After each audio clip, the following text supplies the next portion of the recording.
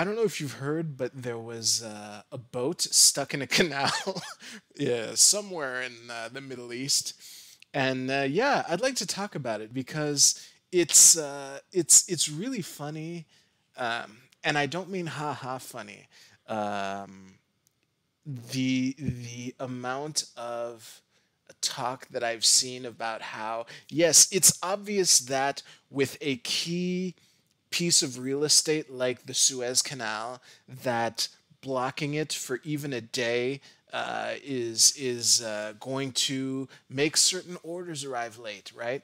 But there was a lot of talk about like potential economic devastation, and I remember watching this and thinking maybe, but I doubt it. And there are a couple factors for this. Like this is before I even knew like of the numbers, but there was something that, and again, someone else I talk about a lot. When everyone was freaking out for COVID, I was watching the Scott Adams, and he was one of the reasons he was so optimistic. He brought up this factor which applies here. The you know it's a little it sounds a little empty talking about this after the fact, so please bear with me, but the whole interruption of international trade, yeah, it's going to disrupt supply, but the demand isn't going anywhere. So kind of like after the all these COVID lockdowns and things are over, the demand for the things that we can't do will just flood the market, and the recovery will be that much faster. And that principle applies to something like a strategic international trade route being blocked for a couple days. Obviously, I didn't know at the time how long it would remain stuck. This is one of those things where something interesting happens on a Tuesday or Wednesday, and I couldn't cover it before today. But yeah, and I think that this is a good opportunity to do something I haven't done in a while. It's a paint stream. Ba-da-da-da, ba-da-da-da-da, paint stream. Paint stream. Wow. All right. That's what this was supposed to be. So, we have the Suez Canal, right? So, this is no. Let's do this correctly. So this is Africa, right? And here is Europe and the little boot of Italy and Europe. Okay, so uh, yeah, we have all these ships. Let's put them in blue, something dark like that are going through here, right?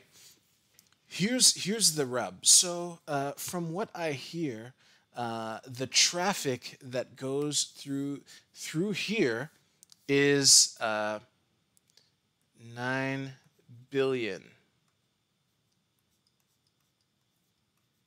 per day, and that seems like a lot, right? That's a lot of green, a lot of moolah. Let's go with something like shit. Where's the dark green? Ah, there it is. Yeah, something like that. So this is a lot of green. However, even then, and I googled this. Actually, you know what? Let's Google this together. The global GDP is, wait. Okay, so that's 80,000 billion. You see that? Let me zoom in for you here. So that is 80,000 billion, which is 80 trillion. Okay, follow me here. So if we come back here for $9 billion a day, let me just find a calculator. 9 billion divided by 80 trillion. That's the formula.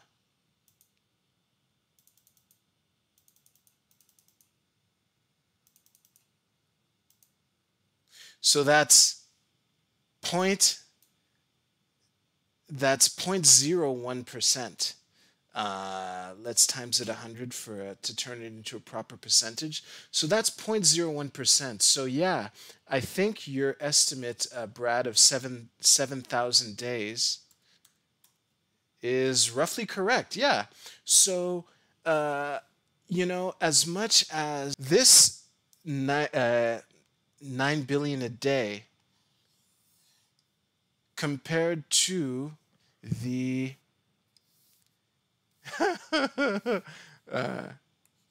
80 trillion.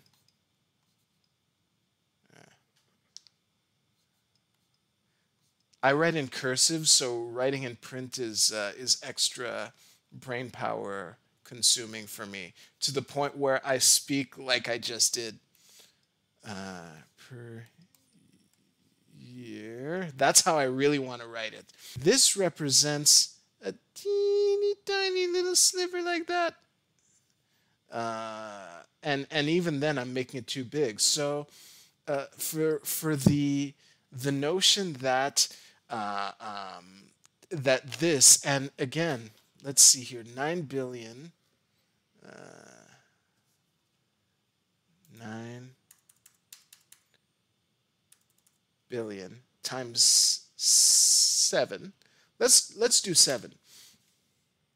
So yeah, that's how many zeros is that? 1, 2, 3, 4, 5, 6, 7, 8, 9. So that's 63 trillion. Let's make this gap a little bigger. Maybe something like that. So the reason that I'm stressing this, and this might be like a recency bias. I remember watching a video on Monday because I was really fascinated by the story. The YouTube video that I watched, it ended with the question of we have to learn the lessons from this and figure out how we can avoid this from ever happening again. And when the newscaster or the pundit or whatever said that, I instantly said, "No lessons will be learned. This isn't going to change anything," because I kind of knew that not only is the demand side not going to be affected by this, but that the total loss in world trade is such a small piece of everything that's happening. As important as this canal is, it's nothing. And yeah, like there's one thing to keep in mind though, is that in this there are a couple players, right? So there's the canal itself. Let me. Okay. Yeah. There's the canal itself. So let's I don't know. Let's represent this by.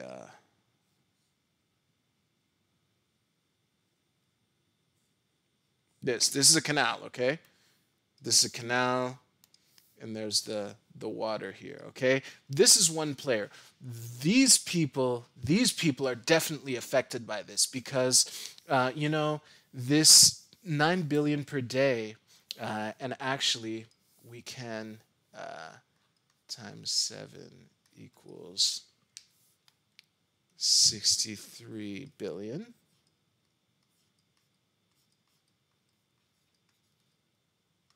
Okay, this $63 billion that was disrupted, a lot of that affects these people for sure. And then there are the shipping companies. That's a ship. And these are all the containers on it.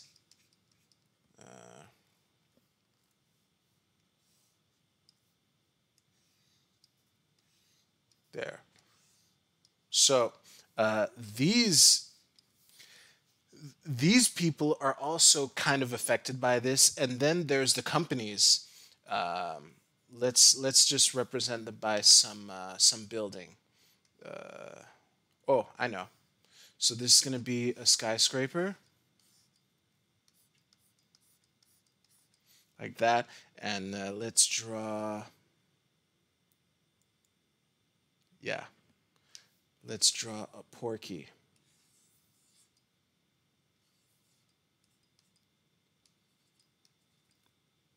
with this little top hat. You know,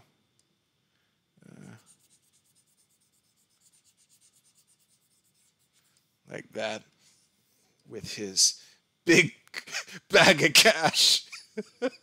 I don't know why this is entertaining me so much. Wait. Yeah. So the corporations, there's so many of them that are affected that each individual one, they're not really going to feel it. And then there's the end consumer. Let's just draw some generic stick figure. Uh, Joe Schmo.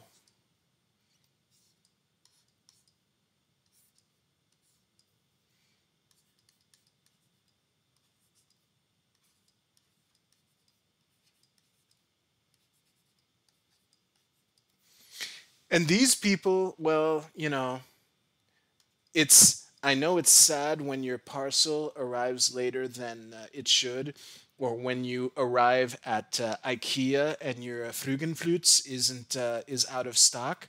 But ultimately, yeah, as far as investigating what can be done, uh, the these people definitely have incentive, uh, and then followed by the shipping companies. And after this, beyond this wall here, uh, heavy hit. Wait, no, let me. I want to zoom in. Yeah.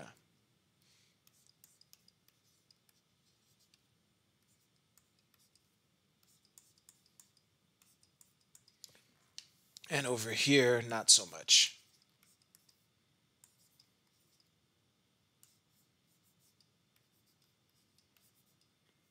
So yeah, this is why, unfortunately, and that's the thing with this just-in-time model that's used all over the world.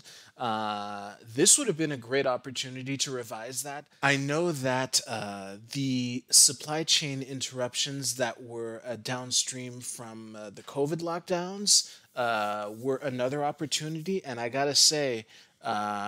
The economic devastation from the, COVID induced lockdowns and things like that, we haven't even begun to feel those yet. But, next to that, $63 billion in lost revenue spread out between how many companies ship things from one half of the world to the other. That's not because the problem is the shipping companies. There are no. I I can't conceive of there being a mom and pop shipping company. So they're probably gonna. Well, they're certainly gonna be fine. I mean, this is just a week, right?